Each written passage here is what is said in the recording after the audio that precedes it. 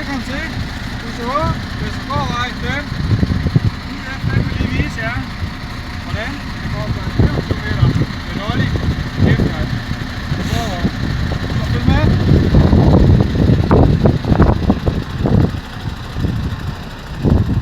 Det vil lige siges, jeg har snydt lidt i forvejen. Den er koblet sammen. Jeg starter med at tage forhånden, få den bakket hen til. Få den tjekket, om det hele det passer. De står ude for hinanden. Gør det, så tager du. Så bakker du det i forhånden, så bakker du ind i. Og så altid en huskregel. Du tjekker man altid, om den her split den er gået ind. For er den her split gået ind, så er den nemlig låst dernede. Så er den gået igennem, så kan man mærke den hernede i bunden hernede. Så det er bare lækkert. Så skal vi have nogle slanger på. Og det er sådan lidt på gebylen, hvordan man vælger at gøre det. Nogle de har en rækkefølge, andre de sætter bare på efterhånden, som de er færdige. Herude, der plejer jeg bare at starte på den, der er længst væk. Og det er den, der er trælsest at skære på. Så har jeg så en ABS. Og den anden ting.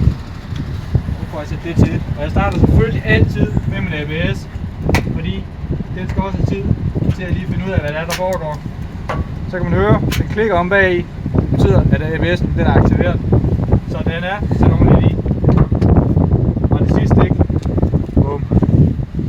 Så har du en luftslange. Den ser således ud. 2 dysser. Og klar til at få noget luft. Så trækker du ned i den her. Så kan du høre, der kommer luft på. Så skulle det hele meget gerne være koblet sammen. Når man så er færdig, så er det sådan her. Så er håndbremsen nemlig slået. Jeg tjekker lige det hele. Det står sgu i niveau. Det er skide godt.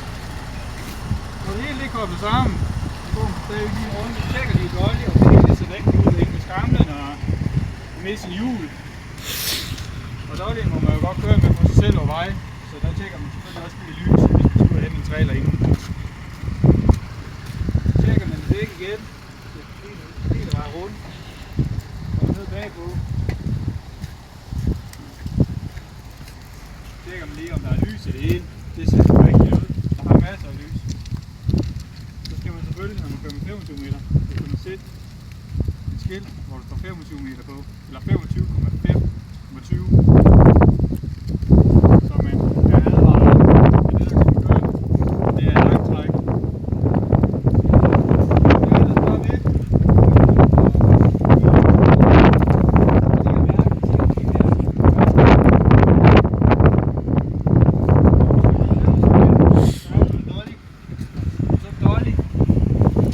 Der har du din skammel, men på skamlen, eller under skamlen, der sidder der sådan en drejekrans, som kan give sig fra side til side, så det er nemmere at komme rundt med.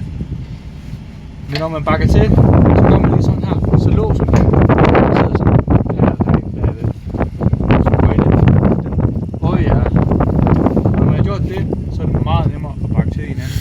Fordi altså, så drejer det ikke herinde. Og så